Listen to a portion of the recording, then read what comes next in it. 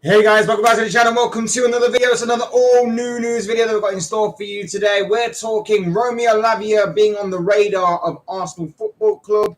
We're talking Luis Enrique close to being appointed as the new PSG manager, it seems. We're talking Ruben Neves in a shock move to Saudi Arabia. Lots to talk about on that one.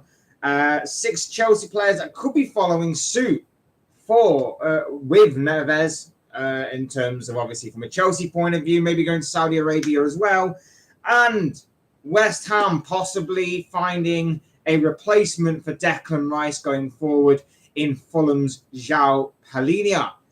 But before we get into all of that, I would like to remind you all to please like the video, or like the live stream, should I say, and subscribe if you're new. Both things always and very greatly appreciated. Also, get involved in the live comments as well. As you start by anything that you want to discuss, whether I'm talking about it or not, would be greatly appreciated, as well as anything along your comments, your thoughts, your comments, opinions, predictions, feelings, whatever you want to call it, on any of the stories that I'm talking about or even not talking about, would make for great and interesting reading, I'm sure, in that comment section. So do get involved throughout the stream. Would love to hear from you all about these stories and any other stories that you might want to talk about. So do get involved. But without further ado, let's get into the show. Let's get into all new news. We're starting with Romeo Lavia being on the radar of Arsenal Football Club.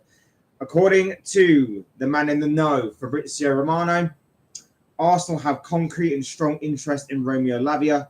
Relationship is excellent with his camp. Talks already took place. Timing will be crucial as Chelsea remain interested. Manchester United appreciate Lavia, but still not advancing. City buyback clause only valid in 2024. Hey Ballon, nice to see you, bro. Hope you're doing well on this fine Sunday afternoon. 400 subscribers today, and Bayer Leverkusen DFB Pokal draw is out in 20 minutes. Last season, Bayer Leverkusen went out to a 3-league team in round 1. Yeah, well, it's going to be interesting to see how Xabi Alonso does today, this season. I'm very interested to see how he will continue. I know goalkeeper man is already linked with Saudi Arabia. Ruben Neves is leaving the Premier League now. Yeah, we will get onto the Saudi Arabia stuff a little later, and the Ruben Neves stuff as well a little later. So we will get into that, but we're going to continue with Romeo Lavia for now. Like I say, Fabrizio Romano seems to be suggesting that there is a strong possibility that Arsenal could very well pursue the Southampton midfielder going forward. What we know about this midfielder is that he's 19 years old, he's Belgian, and he's been a bright light in an otherwise dark season for the Saints. Obviously, Southampton got relegated this season, a mixture of poor recruitment, a mixture of having a very young squad, not the right manager, not scoring enough goals, not defending well. A combination of all of the above kind of condemned Southampton's defeat and relegation this season. But Lavia was a player that seemed to be turning a few heads. He seemed to be a player that was like I say, a bright light in an otherwise dark season, and hence why there's been a lot of interest in this guy at a young age. He seems to have a high ceiling, high prospect, high potential, and we're going to see really what the future does hold for him, because I can't imagine that staying at Southampton is going to obviously be where this guy's footballing future will lie. What we know is that he's made 29 appearances and scored 1 goal in a Southampton shirt this season in the league. And what he brings to the table is a great engine. He can run for days. He's good with the ball at his feet, and he's very good in terms of ball retention as well. And above all else, above why he's making a name for himself, it's his pressing.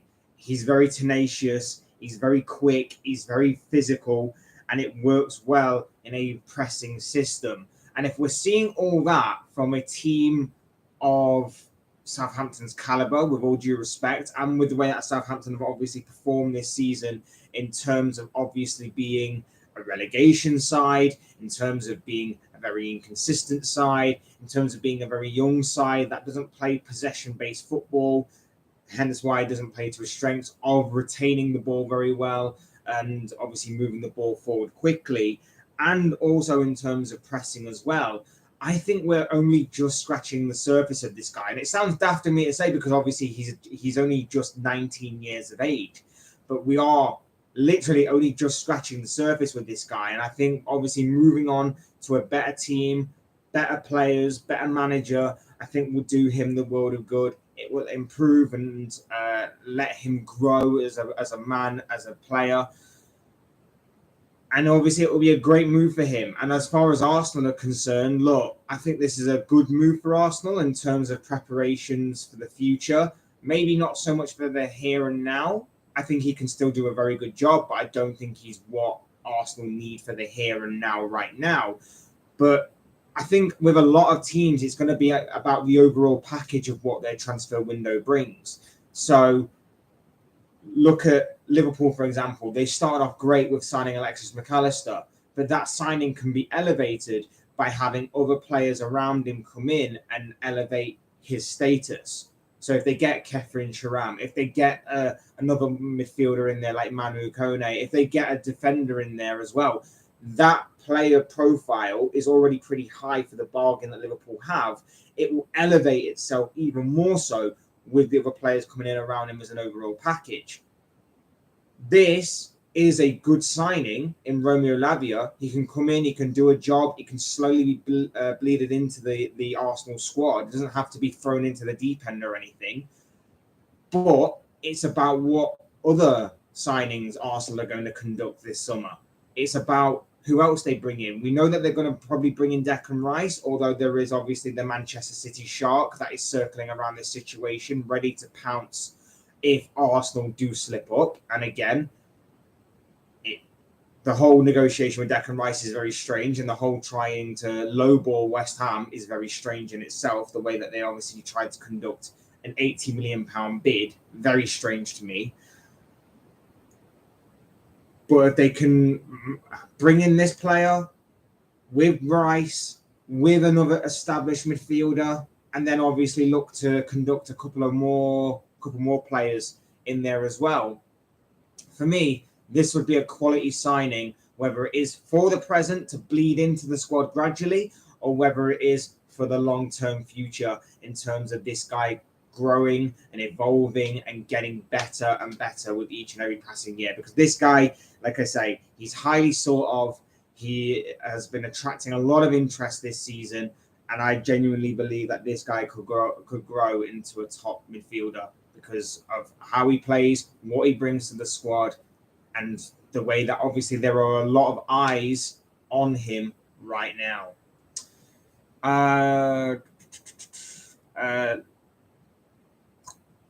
Lavia is a good young talent. We all saw how he needs a team and a manager who can help him. Completely 100% agree, mate. Completely 100% agree. Some say Manchester City have a buyback clause on Lavia. Bayern need a striker in. Yes, they do have a buyout clause, but apparently, according to Romano, that doesn't become active till 2024. So I would imagine if someone is to buy him like this summer, that buyout clause becomes completely eradicated and becomes out of the equation. Unless City go in for him and then obviously maybe pay more money than they would in that buyout clause because they fear that they may lose him, that can only be the only other option. Bayern need a striker, or else Dortmund, Leipzig, or even Bayer Leverkusen could go on and win the league. I think they're under massive threat this season, Bayern. I think they need to get their transfer business 100% correct. I think with Dortmund going so close last season, obviously we'll wait and see what happens this time around. But yeah, definitely. James Ward-Prowse is a good free kick taker and a good captain. Skills there. The price Southampton want for him shows because English and homegrown. Yeah, I mean, there are a couple of boxes that tick with James Ward-Prowse, of course. English, homegrown, free kick set piece taker, like you say. I think he'll do well for like a mid-table to lower relegation side kind of team. I don't see any of the top six really taking him unless they see I don't know whether he'll have some sort of relegation buyout clause or anything along those lines, but we'll wait and see with James Ward-Prowse. But I think anything from maybe like, I don't know, say let's say a Fulham downwards.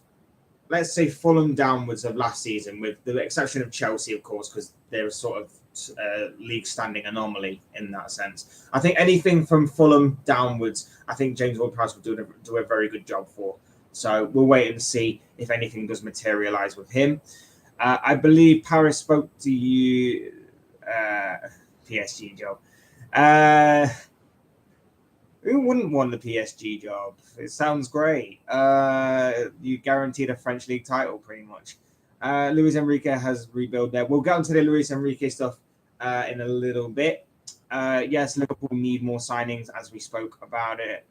If Arsenal go for Manchester players such as João Cancelo, we shall see who they want. They took Gabriel Jesus last season, and Zinchenko, of course. Wolves selling their captain Ruben Neves is an interesting one. They needed the money, it looked like, and give the money for Spanish manager to give a budget to rebuild. Wolves want a striker. Yeah, I mean, I said it before. Wolves' main issue has been striker-wise, and it has been for a couple of years now. They don't score enough goals. I think they scored the least amount of goals this season, or at least were one of the top 3 teams to have scored the least amount of goals this season. I don't remember off the top of my head. But yeah, their issue has been scoring goals, finding a consistent enough goal scorer to score them the goals that they need. Somehow, some way, they've managed to stay up, and it must only be through their defense actually being solid enough to keep their heads above water. But yeah, we'll get onto the Ruben Neves stuff a little later as well. But just wanted to round off on the whole Romeo Lavia situation. It'd be very interesting to see where his future lies. And like I say, he has got a lot of options in that mix. Like I said, there's Arsenal that have seemingly made their interest concrete. Romano went on to state that Chelsea remain in the mix. Man United monitoring the situation possibly. It'll be interesting to see the kind of fee that Southampton obviously demand, and obviously with being relegated, that could only intensify things and maybe cause a bit of friction between player and club. But we'll have to just wait and see what happens. Like I said, I think Arsenal have got, with all due respect to Lavia, bigger fish to fry in obviously Declan Rice. And I think that, like I say, whilst this guy does seem a very good player, he can be bled into the squad very gradually. Doesn't have to be thrown into the deep end. Doesn't have to be thrown into a side that is going to be forced basically next season to be challenging Manchester City and maybe even be overtaking Manchester City, given how well they did for about 3/4 of the season this past campaign. He can be bled in gradually, and he can be won for more of the future rather than the present, but still manage to provide something to give Arsenal for the here and now. So we'll have to wait and see. There does remain some question marks, but very interesting to obviously see and hear about this news today coming out about Romeo Lavia, a player that I've grown to like more and more as the season's gone on, shall we say. Do kind of admire him from afar. Next up, Luis Enrique. PSG reportedly closing in on the Spanish manager. This, for me, is a fantastic move by PSG. I'm honestly very much surprised that this guy has been, I guess you'd say, a free agent as a manager for so long, that it's PSG of all teams that have decided to take him. That's the baffling thing to me when you consider that, you know, Tottenham were without a manager for a while, Chelsea were without a manager for a while. It baffles me that it's PSG that has decided to take this guy on as their manager. This seems to be a very much a done deal, by the way. Like, I think there's just some tying up of loose ends to do, but this just seems to be the way that it's going. Luis Enrique seemingly will be announced as the PSG manager, it seems. Brandon L. I'm sorry, I can't even pronounce that. My eyes and my brain are not working. Alex Kaya, I do apologize. Hello, sir. I hope you are well on this Sunday afternoon. How are you doing? Feel free to get involved. Talk about any of the stuff that I'm going to be talking about in this video, or whatever you want to talk about. Hello, sir. But this is a smart move by PSG. Very, very smart move by PSG. This is a guy that's won the Champions League with Barcelona, and everybody that knows that PSG's main goal is to be winning that Champions League title. This guy has experience of that. This guy plays some very good and attractive football. He's a quality manager. He's taken high caliber jobs at the likes of Spain and, like I say, Barcelona. This guy's going to be completely unfazed with PSG. He walks into that team, and no matter what kind of team I think he's got, he walks the league very much so. And I think that will happen. I think he will very much walk the league in that aspect. The main concern is going to be obviously the Champions League. Can he get this team together for the Champions League? I think with the signing of Ugarte, I think it works in an Enrique system. I think with Asensio coming in, I think that works in a Enrique system as well. So it's not like whilst being without a manager, PSG have made some bad calls in terms of transfers. I think that it's smart. I think that it works well for them.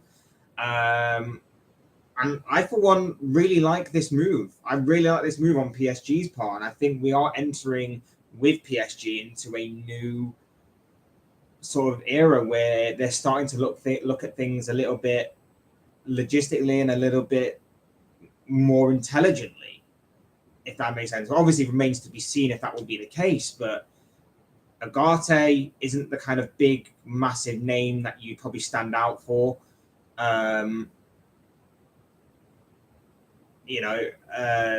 Which again was PSG's sort of way of going, wasn't it? Going for the big name player, the shiny, bright name player. Ugarte isn't that.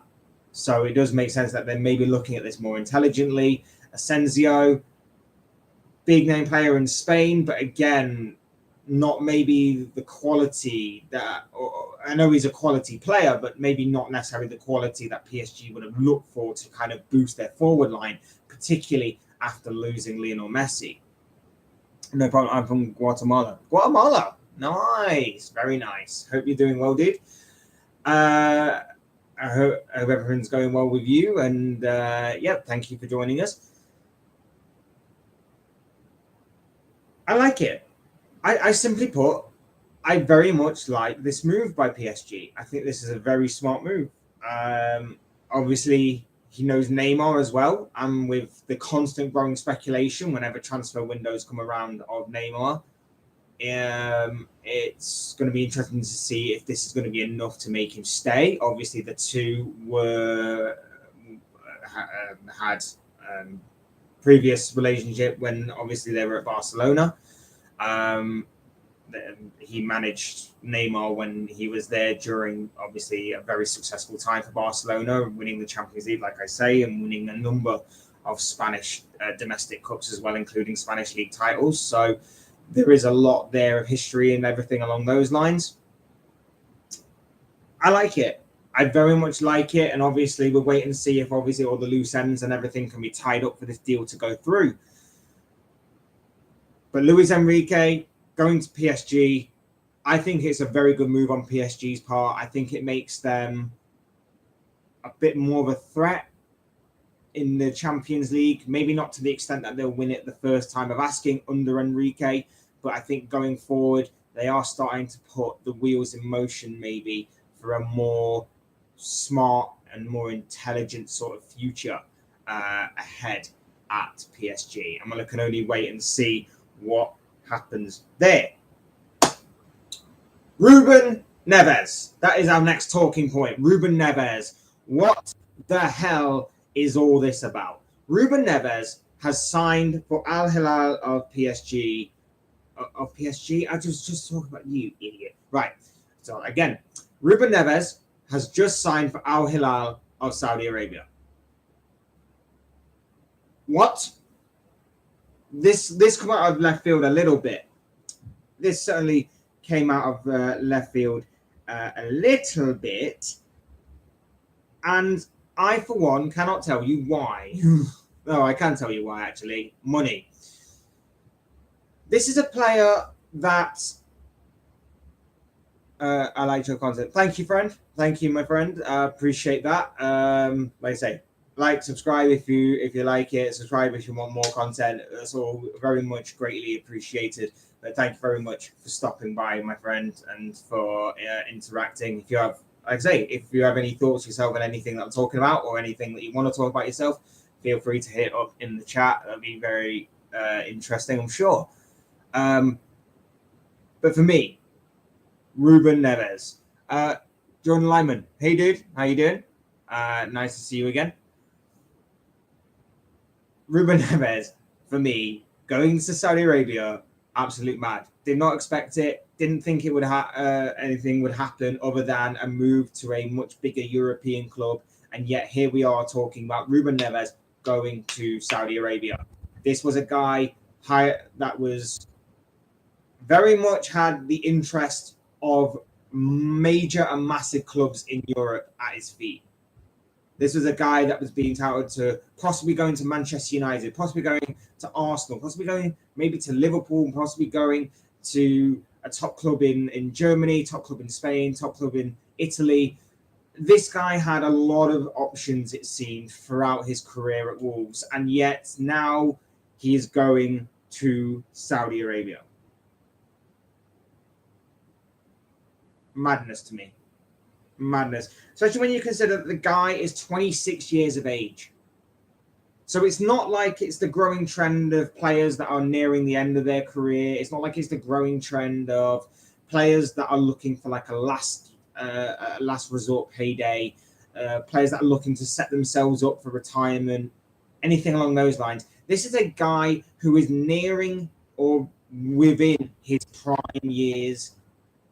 A guy who, in my opinion, has shown little ambition by not moving on with his career and not moving to the likes of a Champions League club or a Europa League club on the verge of breaking into the Champions League or anything along those lines. This is a guy that has decided to take the early payout, go to Saudi Arabia, and just count that money. I'm baffled. I'm baffled and surprised and quite disappointed, to be honest. Quite disappointed that he would go to such lengths to go this far, go this way with his career. I'm very surprised indeed. He made 253 appearances for Wolves across all competitions, scoring 30 goals and assisting 13 times. And some of those goals were absolute rockets. Some of those goals were absolute belters. Some of those goals were absolute sheer quality. But it seems we'll never get to see it anymore. It seems that the only way to see it will be in the Saudi Arabia League. And for me, like I say, I am very disappointed, very shocked, and would have thought he would have moved this summer to a Champions League / Europa League side. But money talks. It's a big money transfer at that, of course. Wolves are getting a fair amount of money. And to be fair, I think a lot of teams that may have some players that want to move or have a bit of deadwood, maybe looking at Saudi Arabia going, you want this guy? You want this guy? You can have him for as much money as we can squeeze out of you. The Saudi influence continues to grow. And talking about the Saudi influence continuing to grow, 6 Chelsea players reportedly are on the verge of possibly leaving Chelsea for the Saudi Arabian League. We already know about N'Golo Kante. We briefly talked yesterday about Edouard Mendy and Kalidou Koulibaly possibly intriguing Saudi influencers. But today there are 3 more names that have been touted. They are. Oh, we also know Romelu Lukaku is also supposedly of interest from Saudi Arabian teams as well. But there's Hakim Ziyech and Pierre-Emerick Aubameyang that are allegedly reporting interest as well. Now, for me, I've liked Ziyech a lot, especially during his time at Ajax. I just think making the move to Chelsea hasn't panned out. And again, there could be a lot of influence, especially when you look at Chelsea the past few years, as to why it didn't work out, whether it be the manager, whether it be the style of play, where he's been playing, that kind of thing. Or maybe it's down to just himself not performing on a consistent enough basis. There could be a lot of factors and a lot of influence as to why Hakim Ziyech's move to Chelsea hasn't worked out. I still think there's a player in there,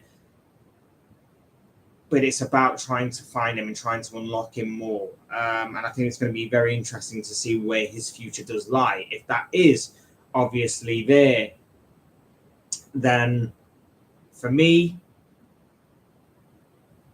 again, I still think he's got a lot to offer, and I still think he can do a job for certain teams in certain specific locations and everything. I'm just not so sure about the whole Ziyech thing, to be honest. I get Lukaku. I get Pierre-Emerick Aubameyang, definitely. I think he's going to be mainly intrigued by the money aspect of everything. I think like his head at this stage of his career, where, of course, it didn't work out for him at Barcelona. It didn't work out for him towards the end of his Arsenal career. It didn't work out for him at Chelsea. I think his head is now turned to more looking ahead at retirement, looking ahead at maybe picking up that last paycheck to set him up for retirement going forward. So maybe so. I think, like I say, I talked about Kante. I can somewhat understand why Kante would go. I think he probably would have family, friends, charities, and all sorts that he probably supports that may do some good with that kind of Saudi Arabian money. So I think I can sort of understand where he's coming from with that. Lukaku, I don't think he personally wants that move. I think he wants to go back to Italy, go back to Inter, but at the same time, money does talk, as we know from Saudi Arabian's dealings in the past. Koulibaly moving on. Again, I think he wants Inter as well. I think he wants Serie A as well. But again, money does talk.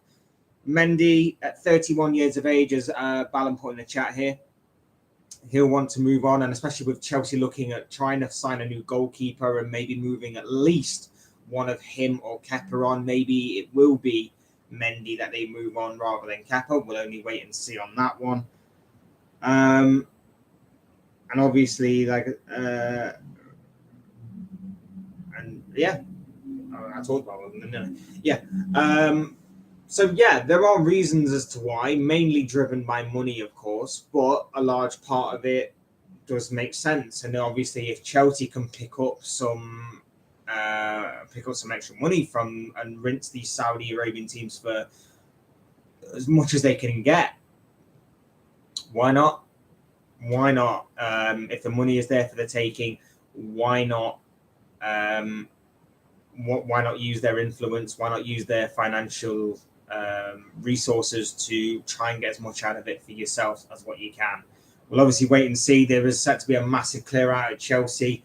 It does very much intrigue me, this whole Chelsea situation going forward into the summer. Lots of potential outcomings and some incomings as well. So it's going to be interesting to see how Pochettino juggles all that and changes everything.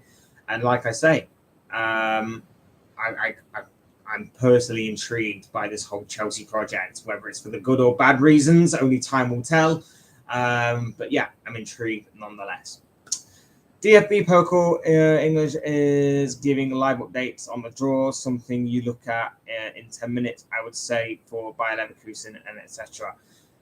Yeah, I'm going to try and watch maybe a bit more of the Bundesliga this season because, like I say, I think with Bayern not seemingly being at the peak of their powers right now, it might make for a bit more of an interesting league this time around. Maybe, just maybe, someone is going to take the crown off of Bayern's head, so to speak. So, if someone can dethrone Bayern this season, I'm all for it. And obviously the cuts as well will make for interesting viewing as well. If obviously Bayern aren't going to be at the peak of their powers there either. So very much interested in seeing all of that. I'm back. Chelsea will sell a few and buy a few this summer. Yeah, there's going to be a lot of activity with Chelsea. There's going to be a lot of activity with Chelsea. We can already sense that from the reports and everything that's coming out, that there's going to be plenty of outgoings and a fair few incomings as well.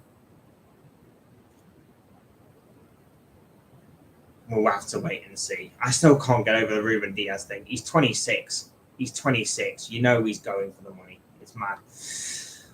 Do you see Sadio Mane leaving? A weekly question. Will he go Saudi Arabia or Newcastle in Premier League? I think Bayern will want to move him to Saudi and get their money back they paid for. Bayern don't usually pay big money for players. They don't normally pay big money for players. I don't think they have the resources for that kind of thing.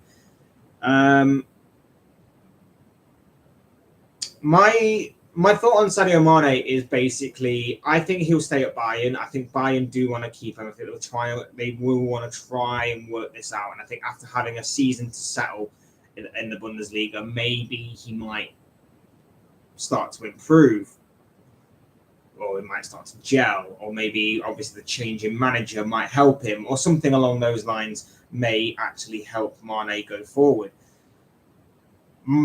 But at the same time, like I say, if he is reaching near the end of his career, he's 32 years of age now, I think 31, 32 years of age, I believe. So he is starting to reach that point in his career where maybe he's looking at hanging up his boots, so to speak, and maybe moving on. And obviously, I know that he does a lot of work for obviously his friends, his family, and obviously the people back home where he's from. So maybe taking that Saudi Arabian money might not be the worst thing for him, again, to support that kind of community that he's trying to help over there. But at the same time, if he wants to obviously continue to try and play at a high level, if he wants to try and keep himself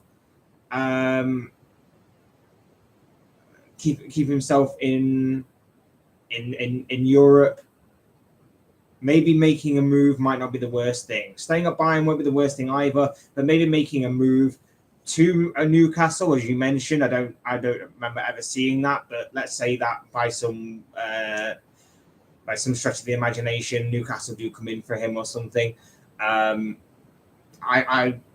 don't think it'll be the worst decision he would ever make. So I think there's a lot. I think there's a lot more for Sadio Mane in Europe, but at the same time, like I say, it's not completely out of the question for him to move on there. So we'll wait and see. If they don't sell Sadio, they could move on Kingsley Coman to Manchester City for some money to buy a striker. Kingsley Coman to Manchester City would be good. A chance for him to play in the Premier League. I'd like to see him in the Premier League. I like Coman. I think he's a big game player. Whenever I see him play for Bayern and they're in need of a big goal, 9 times out of 10, he does turn up. I've never seen any links linking him with a move to Manchester City, though. So I don't know whether you're just speaking this in hypothetical terms or whether there is actually some truth to it that I just haven't seen. But seeing Coman in the Premier League could be very interesting, and I'm very interested to see if that obviously goes ahead any further. Have Wolves who play in Wolverhampton weaken their midfield because João Moutinho is 40 also now, didn't he?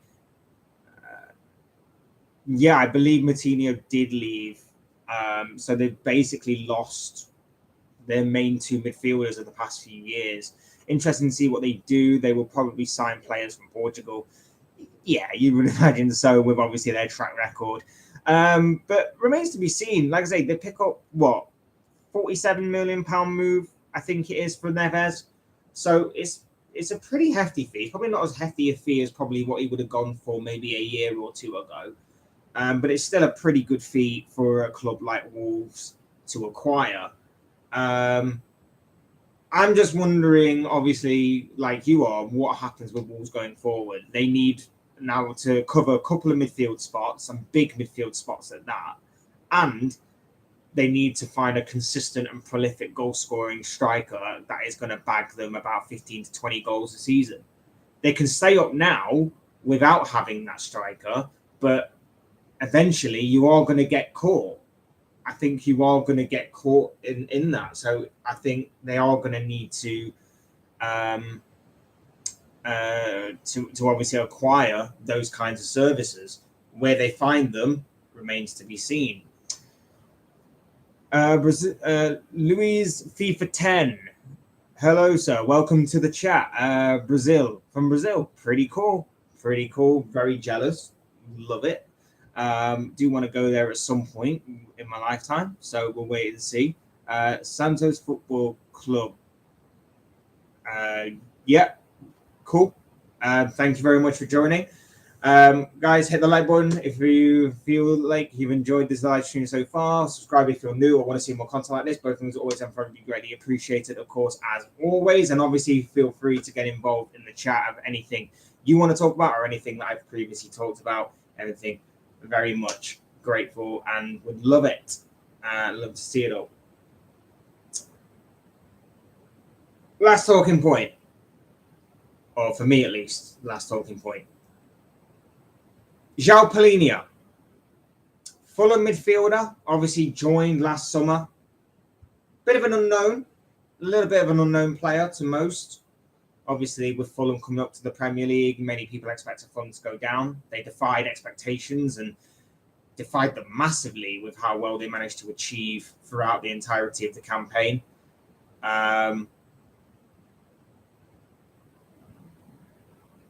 Mid-table finish, pretty solid. And I would say a big part of that was João Palhinha in midfield. I think that he was excellent and very consistent for Fulham throughout the majority of the campaign. DFB Poker Round 1, TSV, Scott's Mainz versus Dortmund. No, another team from Mainz to start. Very interesting. Yeah, come to watch this guy. Stay for Balance updates on the Germany situation. No, I'm only joking. Yeah, pretty intriguing start, to be honest, especially because a lot of managers seem to go from Mainz to Dortmund, so there's a lot of history there. But yes, João Palhinha, like I say, I think he's been brilliant for Fulham throughout the majority of this season. I think that he's tightened up that midfield. He's solid defensively, works the ball forward quickly, got a mixture of good, knows when to play the ball direct, knows when to get a bit technical with it and to ball carry and to maybe go forward a little bit more. I think he's been brilliant, and I'm still baffled a little bit by this, and I'll explain why in a second. But according to Fabrizio Romano, Palhinha has been attracting the interest of West Ham, and he goes on to say that West Ham are preparing their first approach for João Palhinha. Not an easy deal with Fulham, but he's top of their list for West Ham to replace Declan Rice. Edson Alvarez remains in list, but Borussia Dortmund are pushing to agree personal terms after proposals sent. I'm intrigued by Palhinha. Now, it does make sense because Declan Rice, Palhinha, quite similar players in terms of their work ethic and work aspect. So that bit does make sense. But I'm intrigued by this one. Obviously, it's going to be difficult, as Romano says. Maybe we're only joining a year ago. Obviously, I would suspect that Fulham do hold all the cards in terms of negotiating, maybe having a big contract and all of that stuff. So maybe it will be a difficult deal in that aspect. But with the money that obviously West Ham will probably get from the Declan Rice deal, maybe personal terms won't be so much of an issue. It'll just be about agreeing a fee. I'm intrigued by this because this guy is a very good player. Like I say, he has come into the Premier League and has took to it very well in his first season. He's a big part, in my opinion, as well as the likes of Alexander Mitrovic and so on, as to why Fulham stayed up very convincingly with a mid-table finish. I'm surprised there isn't more, or at least to the public, there is not more interest in this guy. Particularly from the likes of maybe your Brightons, your Tottenhams, maybe even your Newcastles. I'm just a little bit surprised that there isn't more interest in this guy, and it's West Ham that are seemingly leading the charge. Now, of course, things could be happening behind the scenes, and there could be interest that we don't know about yet from other teams. So I am interested to see whether or not this does pick up any pace now that obviously West Ham have seemingly made their interest concrete and confirmed. But I am intrigued by this. And like I say, it makes perfect sense. Declan Rice is going to go. You bring in another midfielder who is a high work rate, highly industrial midfielder, ball winner, moves the ball forward quickly, tries to transition defense into attack. I'm very much intrigued by this guy. And I'm very much intrigued by the way that West Ham might conduct this business here, if obviously this is to go ahead. I think it's a quality move by West Ham. I think it's a very good move by West Ham. And if it does materialise into something genuine, then we'll wait and see. We'll wait and see on that. But I'll congratulate West Ham and say that they are moving on, and rightfully so. They're not resting on, obviously, that Europa Conference League win. And it will be interesting to see West Ham going forward. Obviously, they sort of sacrificed their position in the league a little bit this season for Europa Conference League glory, a gamble that obviously paid off for them. Not only did they keep their heads above water, so to speak, but also,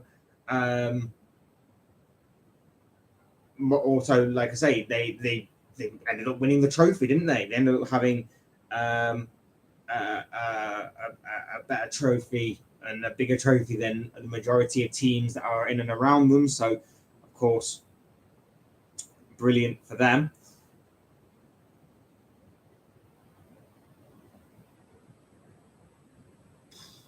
It's just going to be interesting to see how they come back next season, what they decide to do. Obviously, they're going to be in the Europa League as well, having earned that way through the gateway of winning the Europa Conference League. So that's something for them to look forward to as well.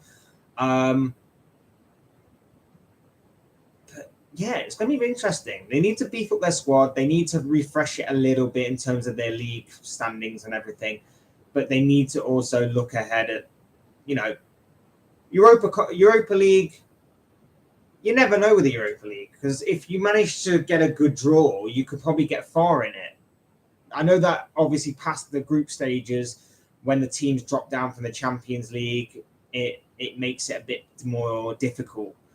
But if you can avoid them, get a good draw, there's no stopping there's no stopping West Ham from going far in that competition either. So I'm intrigued with West Ham for next season. I don't know about the whole David Moyes situation. I don't know whether he should have just gone on his last hurrah, or whether obviously he should have just or whether it's right for West Ham to keep him on.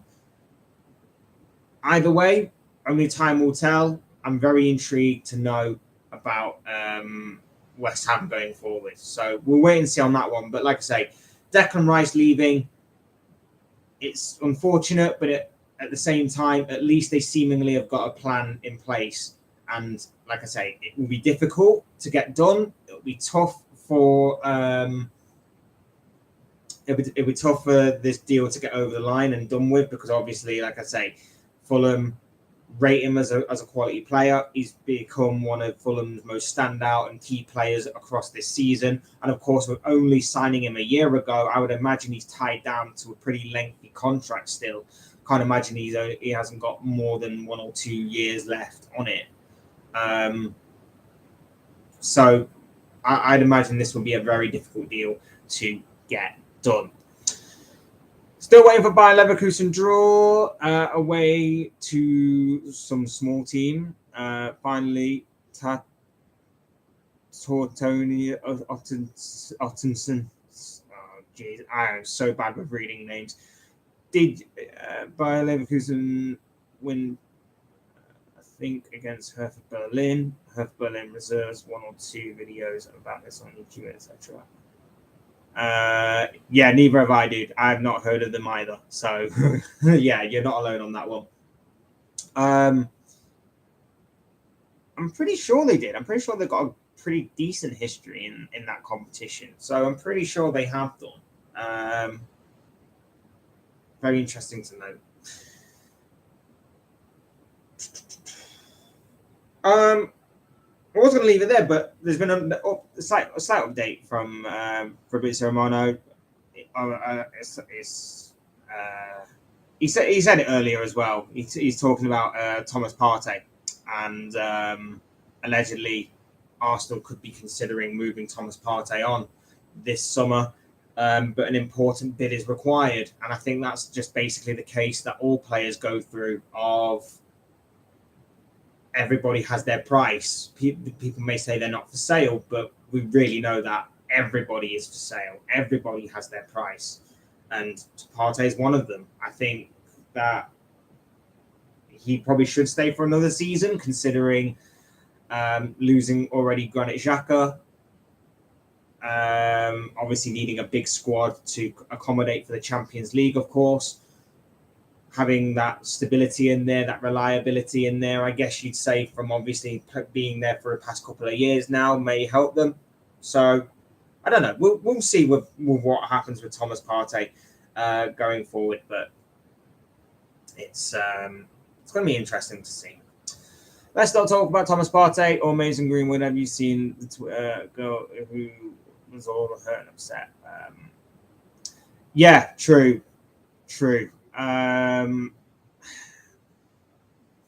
You don't know what to exactly say with this, because I spoke about Greenwood in the past, when obviously the case was dropped against him. So, and it's a very difficult and an awkward and weird situation to talk about. Of course it is, and of course we've got to remember that there is a victim involved potentially in these situations. But in terms of obviously from the football side of things, it's a very big dispute as to whether or not to welcome him back into football or not. The same way, or not so much in the same way as Partey, because there seemingly hasn't been a case yet. You know what I'm saying? There hasn't seemingly been a case that's been brought forward into the public. So it's a little difficult to describe, but we'll talk about it for the here and now, as in he's still playing football. Whether that's right or wrong in some people's eyes, obviously, they can all have their opinion on it. I'm sitting on the fence a little bit until either something does happen or something gets completely dropped from this. I'm only talking about it from a footballing point of view because, like I say, it looks bad on his part. Of course it does, but it's been dragging on for a while, and there's not really been any sort of major update like there was for Greenwood. So that's all I'll say on it. It's not to sound harsh or sound any kind of disrespectful. It's just the way that I personally view that, from obviously what we were talking about, just purely from a footballing term. Some say Mason Greenwood is getting loaned out. Like I say, it's going to be very interesting to see what happens. The United still haven't made a decision. For me, I don't think he can show his face in English football anymore. I think even if he is, in the eyes of the law, technically innocent, whether you choose to believe that or not is your call and your opinion. But in the eyes of the law, like I say, he's technically innocent and he's free to do whatever he wants. It's got really dark. Jesus.